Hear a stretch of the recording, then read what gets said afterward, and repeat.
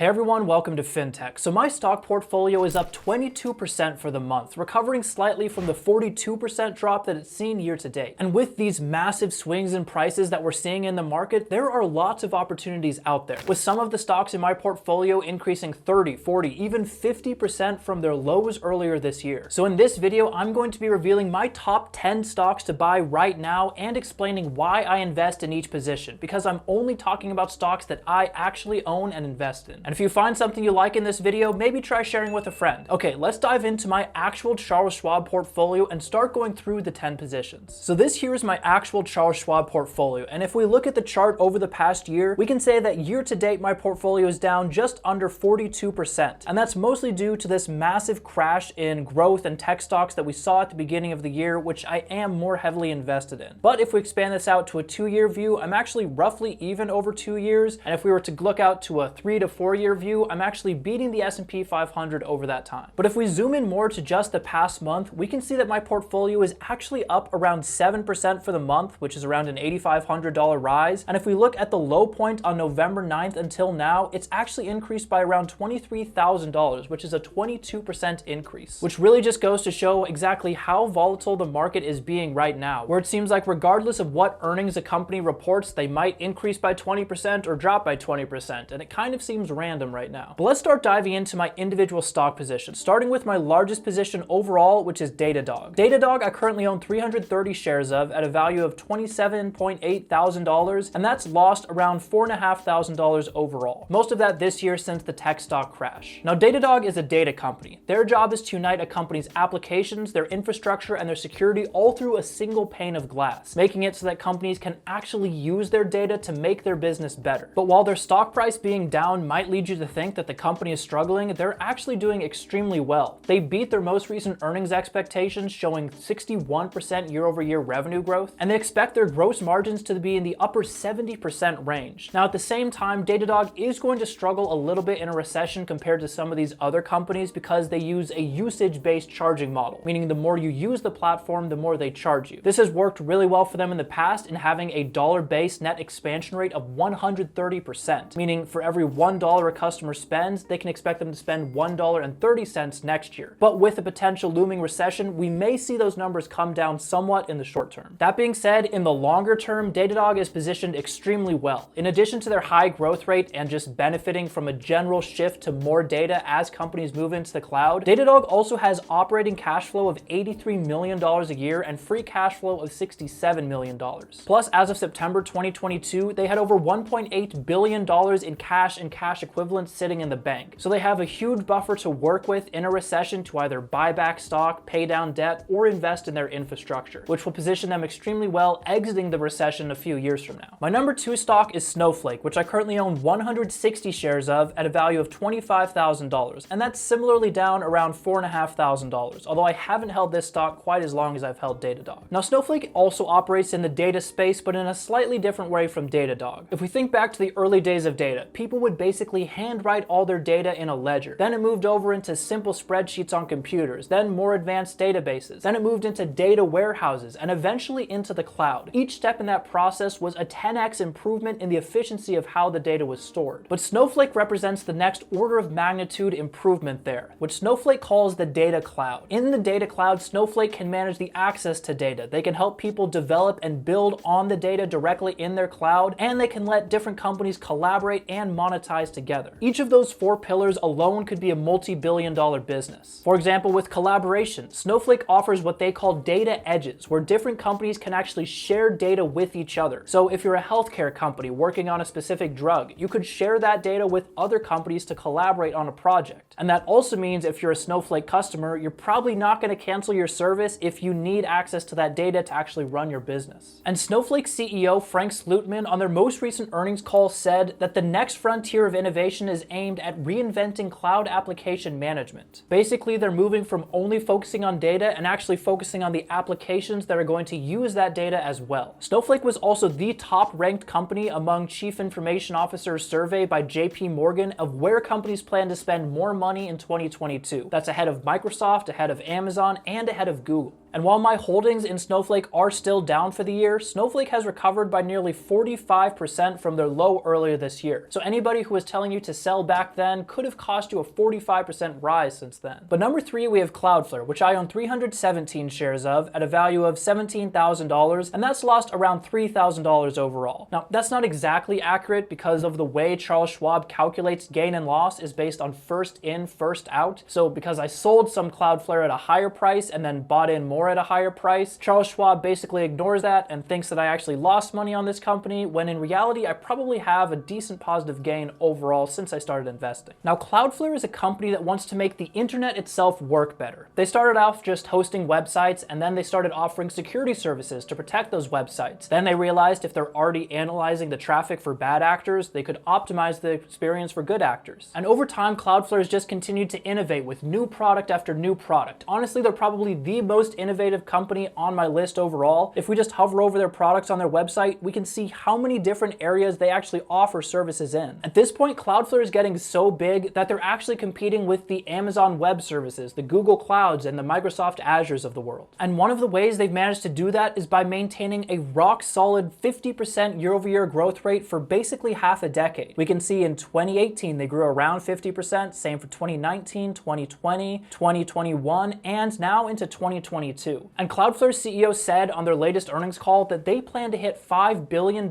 in revenue 5 years from now, which would be more than a 5x increase in the amount of revenue they have today. Now, this would actually represent a slight decline in growth rate over the next 5 years, but if you can see a company 5xing their revenue over that time, especially a company whose stock price is already a bit beaten down, that offers a huge potential for the stock price to increase dramatically. Cloudflare also maintains a net retention rate of 126%, meaning for every dollar the customer spends in year 1, they're going to spend $1.26 next year. And Cloudflare has recently announced that they're going to start moving into the zero trust space, which actually competes with the next company on the list, ZScaler. And Cloudflare's leadership also emphasized that they plan to be cash flow positive by the end of the year, which again is a really good sign going into a recession. But now let's look at my 4th largest position overall, which is ZScaler. And by the way, if any of these companies are interesting to you, go ahead and mention them in the comments, or if you think there's another company I might be interested in, let me know there as well. So I currently own 112 shares of ZScaler at a value of $16,000, and that's down around $11,500 overall. So this is my worst performing position that we've reviewed so far, which is a little strange because Zscaler as a company is actually performing really well. Zscaler operates in the zero trust security space. So if you think of traditional cybersecurity, it kind of works like a castle with a moat. You set up a firewall around your entire network and you hope that the bad guys stay out. But if they get past your wall, once they're inside, they can kind of do whatever they want. But with zero trust security, every person, every application, every computer has to authenticate anytime they want to talk to each other. This works extremely well with cloud workloads and with people who are working remote, which is one of the reasons Zscaler has exploded over the last few years. And we can see this showing up clearly in the company's earnings numbers. A year ago, they saw their revenue grow 61%. Then they saw it grow 62% the next quarter, then 62% again the next quarter, and then the most recent quarter they grew 61% year over year once again. With those kinds of numbers, the company is going to more than double in revenue every 3 years, meaning that if they simply sustain that growth rate long enough, eventually the stock price is going to have to keep up. Now, I did mention that Cloudflare has also moved into the zero trust security space, which makes them now a direct competitor against Zscaler. And to be honest, I do like Cloudflare a little bit more than Zscaler as a company, so this may cause me to reevaluate exactly how much money I invest in Zscaler going forward. So TBD on that, but I may have an update for you next month. Number 5 on my list, we move past my largest positions and into my sort of mid-sized positions. So first up, we have SoFi, which I currently own 1,900 shares of at a value of $11,000, and that's down around $1,000 overall. So really compared to the initial investment, it's mostly flat. SoFi is a company that wants to reimagine the world of banking, at least in the US. While traditional finance companies take 3 to 5 business days to process a transaction payment, and everything is completely siloed. You have your insurance, you have your investing, you have your mortgages. SoFi wants to unite all of that into a single ecosystem that is built with millennials and Gen Z in mind. SoFi captures new customers using their SoFi app, which includes their investing account, and then funnels them into more valuable areas of the company, like their lending platform. And while doing this, SoFi is also building their technological backbone, which they started doing by 2 different billion-dollar acquisitions of Technisys, as well as the Galileo technology platform. This allows them to not only process their own payments, but build the technological infrastructure that other fintech companies can run on top of. Robinhood, for example, actually uses SoFi's backbone. Using this strategy, SoFi hopes to become the AWS of fintechs. So the same way that Amazon Web Services runs a good chunk of the internet on top of it, SoFi hopes to run a big chunk of the financial services in the United States on top of it. Now, the only problem with SoFi is they're currently burning through cash pretty quickly, and they're issuing a lot of stock-based compensation shares, which is diluting the stock price. So really the question with SoFi is, can they survive long enough to see their ambitions revealed without running out of money? And they have a few catalysts in their future which are going to help with this. For example, prior to COVID, SoFi owned around 70% of the private student loan debt in the United States. And so obviously when there was a pause on payments, that affected the company. But if that pause on student loan payments ends next January, that will be a huge boost to SoFi. Now, we are starting to see signs that the Biden administration may actually extend the student loan pause even more, since there are court challenges to its student debt forgiveness. So that catalyst may actually take a little bit longer to be realized than we initially hoped. On the flip side, a recession along with high inflation actually helps SoFi because they can basically arbitrage the different interest rates that they control to make more money for the company. For example, Charles Schwab actually makes 6.8% more money for every 1% rise in inflation, and SoFi is able to achieve similar numbers. I made an entire video of this, which I'll link at the top of the video, and you can check that out if you want to. Number 6, we have Bill.com, which I currently own 74 shares of at a value of $9,000, and that's down around $2,800 overall. Now, Bill.com is an interesting company because it kind of flies under the radar. They basically run a company's financial operations for them, letting them automate their payments, control corporate card spending, their employee expenses can be managed here, and they can even manage their accounts receivable. Bill.com currently works with both small and mid-sized companies, gets in the door with a small low-ticket offer, and then expands to really get integrated deep within these companies. One of their benefits is that they are primarily a B2B business, meaning business to business, rather than a direct-to-consumer business. This means if we enter a recession, they're a lot less likely to have a company cancel their contract than a user of a service is to cancel their service, which just means that their revenue is a little bit more protected if we do enter a deeper recession. Bill.com recently reported that their core revenue is up 83% year over year, with their total revenue up 94% year over year.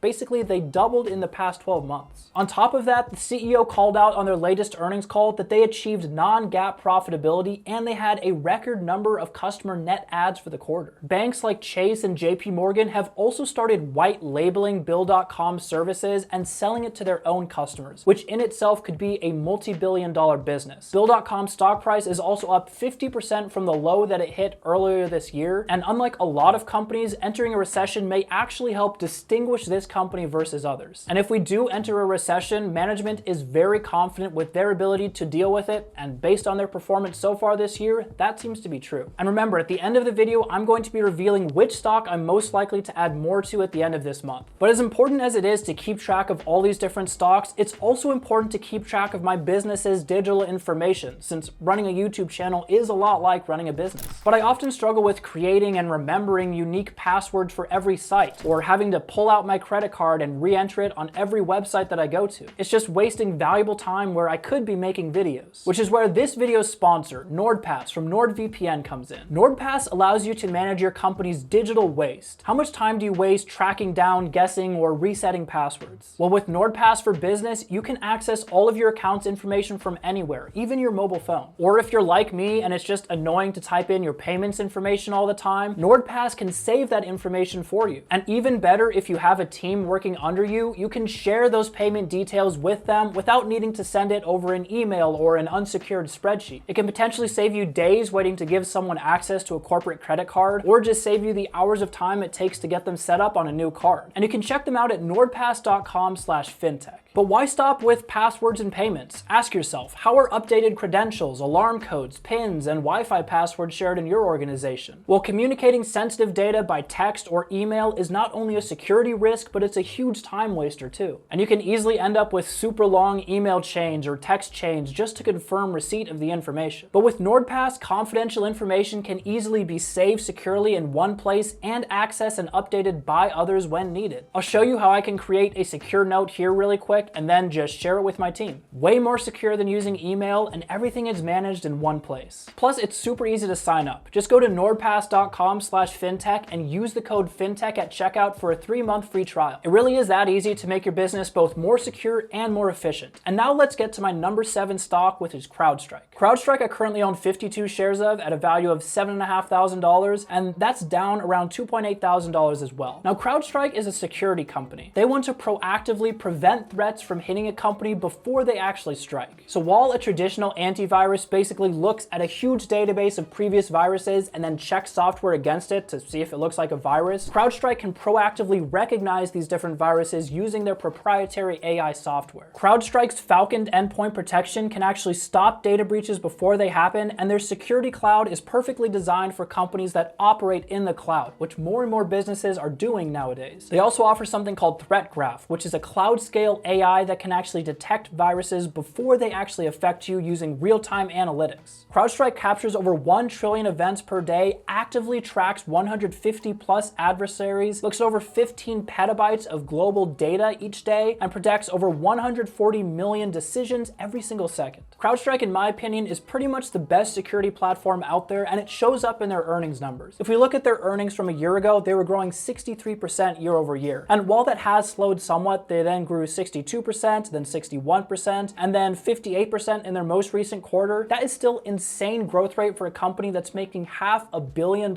in revenue every 3 months. They say in times of a recession, you tend to see consolidation in the market, and if the security market ends up consolidating, Crowdstrike is likely to be the beneficiary of that. Next up, we have ZoomInfo, which I currently own 194 shares of at a value of $6,000, and that's down around $5,700 overall, so nearly a 50% drop. Now, ZoomInfo is kind of like Bill.com in that it's a B2B software company, but they focus on the marketing side and growing people's businesses. They have 4 different platforms they talk about: Sales OS, Marketing OS, Talent OS, and Operations OS. And from those names, you can kind of get a picture of ZoomInfo's ambition. They want to be like the operating system that runs all the sales in your organization or all the marketing. And they keep on launching new tools to help companies achieve that. One of their moats is that they have data on pretty much every business out there. If you ever Google someone in a business, there's a good chance ZoomInfo will be one of the links that pops up. Now, I think ZoomInfo's been hurt a little more than some of these other companies by the recession because this is an area where some companies are starting to cut back. But if we look at their earnings growth, it's still very strong. They were growing at 60% a year ago, then it slowed down a little bit to 58%, then 53%, and then 45% in their most recent quarter. At the same time though, they now are reporting that they are actually profitable, which again can be a differentiator during a recession. So this is a company that I will have to keep an eye on. I don't want their growth rate to slip anymore, but the fact that they're starting to achieve profitability could be useful for them in a recession and may allow them to outcompete some of the other competitors in the space. Now, we only have 2 stocks left to review before I go over the 1 stock that I'm planning on adding more money to this month. So next up, we have Sentinel One, which I own 274 shares of at a value of around $5,000, and that's down around $7,600 overall. So this is only such a small position because it's declined so much. Now, Sentinel One kind of does the same thing as Crowdstrike. They use AI to proactively recognize threats. But while Crowdstrike is kind of the old hand in the market that's already reached a huge scale, Sentinel One is kind of like Crowdstrike from a few years ago. If we look at their earnings growth rate, it is absolutely ridiculous. They grew 128% a year ago, then 120%, 110%, and 124% again in their most recent quarter. This is a company that's more than doubling in size every single year. Now, at the same time, they are not profitable and they boast a market cap of $5 billion. And if we zoom out over their year-to-date view, we can see that they've dropped by around 62% in value over the past year. Now, this is one of those companies where it's really a race between growth and value. The company is getting cheaper and cheaper over time, while at the same time, it's growing its revenue, meaning it's becoming more and more valuable over time. At a certain point, those 2 lines are going to have to cross, and at that point, Sentinel One's stock price could have a huge amount of appreciation in a very short time. This is a company that's also continued to report rock-solid earnings pretty much the entire year, and yet since around May of this year, the stock price has pretty much been trading flat despite those really impressive earnings. So even though this stock has declined a lot for me, I'm totally happy investing in it, and I may even add a little bit more somewhere down the line. Which which leads me to my last stock, which is Upstart, which I own 124 shares of at a value of $2.6 thousand,